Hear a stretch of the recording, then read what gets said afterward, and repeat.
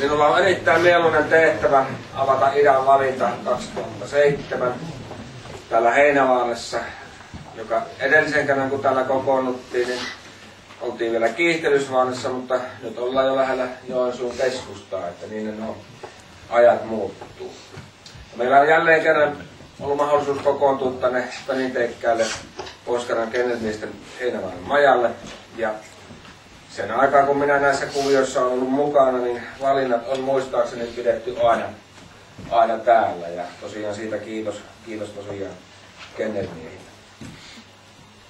Täällähän ollaan hyvin lähellä niitä seutuja, josta tämä musta koira saatiin pelastettua sodan jalosta.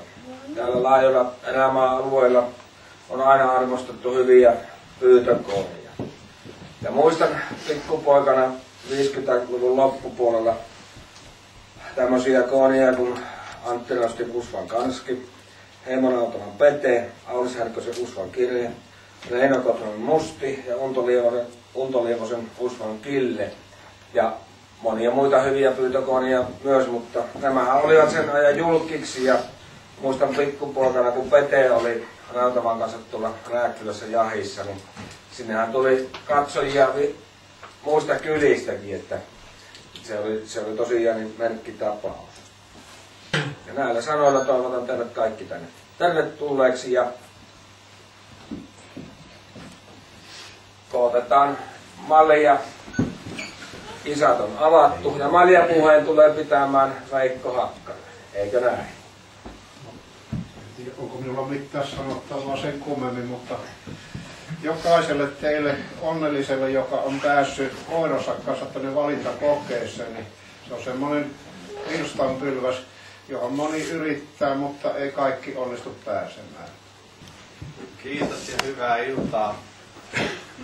Nyt sitten esittelen tässä ensiksi, eli Jukka Lindholm Pyhtäältä Kymenläänin kennelpiiristä. Siitä kiitos järjestävälle yhdistykselle sekä toiselle järjestäjälle Kymenläänin vaan Pohjois-Karjalan kennelpiirille sekä myös Pystykorvajärjestölle siitä, että minut on tänne kutsuttu.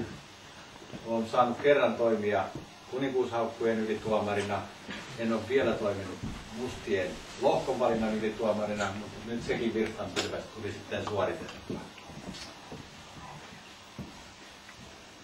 2 päivän aikana me valitaan 3 koiraa tästä, jotka lähtee Nastolaan. Niin kuin tässä on tullut sanottua, niin on jo hyvin suuri asia teille koiranomistajat, että te pääsette koirinenne näinkin pitkälle kuin lohkonvalintakokeisiin. Käyttäytykää sen mukaisesti. Ne päivät tulee ja tuo tullessaan, mitä ne tuo tullessaan.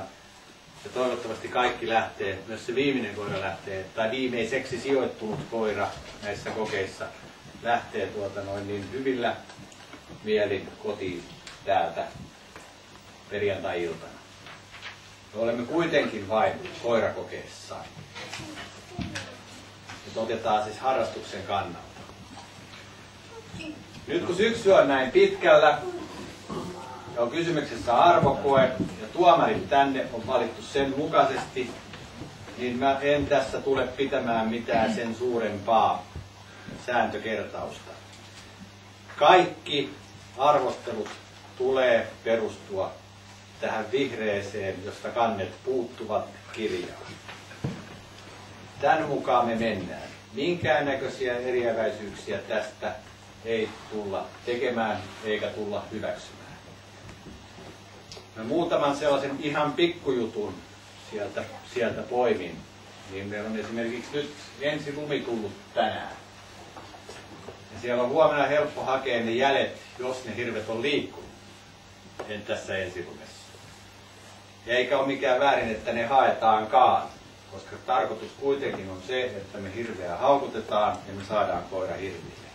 Mutta sitä koiraa ei tiputeta siihen jäljelle, kun se löytyy.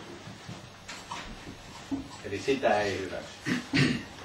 Ja samaten meillä on 2-päiväinen koe, niin huomenna se taktikointi on sen verran kuitenkin kielletty, että 4 tuntia haetutetaan. Koiralle on tarjottava vähintään 4 tunnin hakureja. Se haetutetaan huomenna.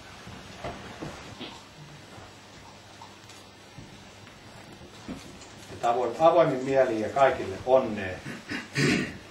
Tai sanotaan niin, että ei sitä onnea tarvitse, vaan tarvitaan, että ei ole sitä epäonnea. Nyt me voidaan siirtyä ilmeisesti maastoarvontaan.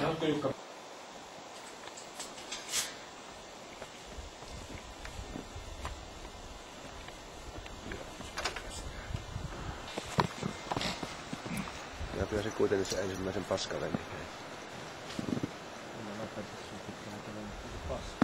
Pidä yksinään sen pellon yli, niin kuin pään. Kun pään siihen yli ei ole mennyt, niin se on tavallaan. Kyllä se on siinä.